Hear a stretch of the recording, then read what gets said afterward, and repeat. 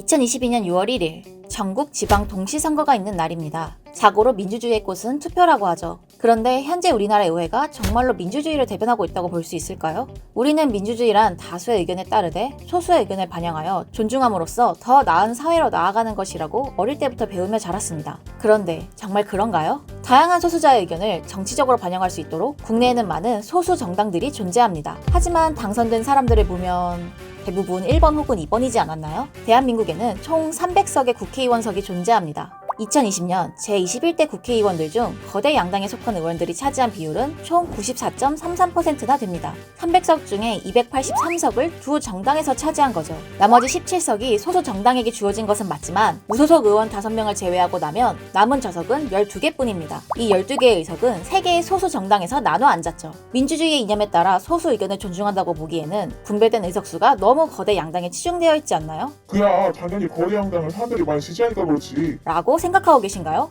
과연 투표한 국민의 94%가 정말 두 정당을 지지했을까요? 정답을 말씀드리자면 아니었습니다. 여당이었던 A당의 득표율은 34.4%, 제1야당이었던 B당의 득표율은 33.8%였죠. 소수정당이었던 C당의 득표율은 9.7%였습니다. 두 거대 양당의 득표율을 합쳐도 67%밖에 안 되는데 그들은 어떻게 전체 의석수의 94.3%를 차지할 수 있었을까요? 그건 바로 우리나라가 병립형 비례대표제를 선택하고 있기 때문입니다. 투표를 하러 들어갈 때 우리는 총 2장의 투표용지를 받습니다. 하나는 지역구 의원을 뽑는 종이입니다. 출마한 후보들의 이름이 적혀있죠. 다른 하나는 정당의 이름이 적힌 비례대표를 뽑는 종이입니다. 총 300석의 좌석 중 253석은 지역구 의원들이 앉고 나머지 47석의 좌석들은 표를 얻은 정당 순서대로 좌석을 차등 지급받습니다. 병립형 비례대표제는 투표가 간단하고 명확해지지만 대신 국민들의 진짜 정당 지지율을 반영하기 어렵다는 단점이 있습니다. 그 결과 지금과 같은 실제 정당 지지율과 다른 좌석 배분이 이루어졌죠.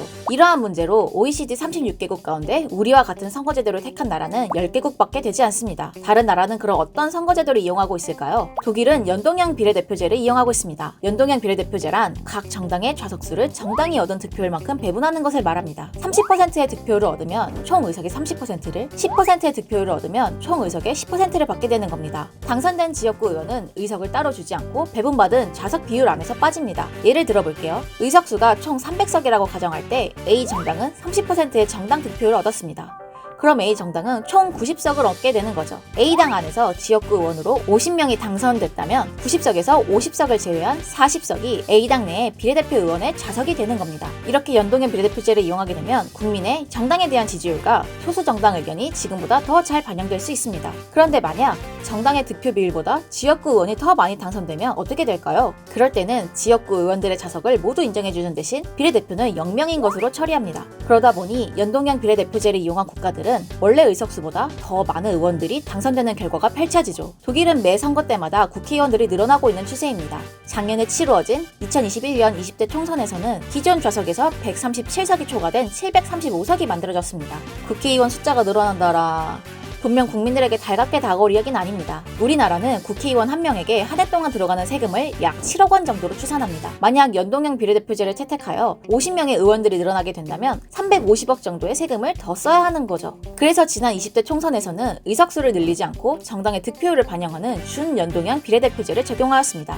하지만 아시다시피 거대 양당의 위성정당 창립으로 오히려 소수정당의 자리가 이전보다 더 줄어든 결과가 펼쳐지고 말았죠. 부끄럽게도 전 세계적으로 이런 사례가 없었답니다. 더 나은 민주주의를 위하여 바꾼 선거제도를 의원들이 제 손으로 모두 훼손시켜버린 거죠. 그러나 의원들이 한국의 선거제도 개혁의 필요성을 느끼고 있다는 것은 사실입니다.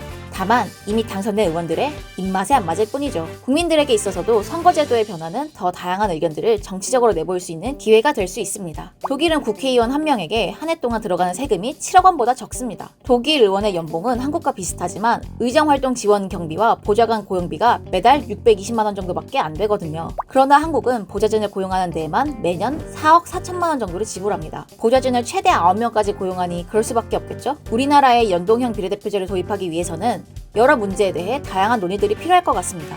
분명 시간도 오래 걸리고 다툼도 생기겠죠. 하지만 우리가 살아가는 민주주의 사회를 더 나은 방향으로 바꿔나가기 위해서는 반드시 필요한 과정이 아닐까요?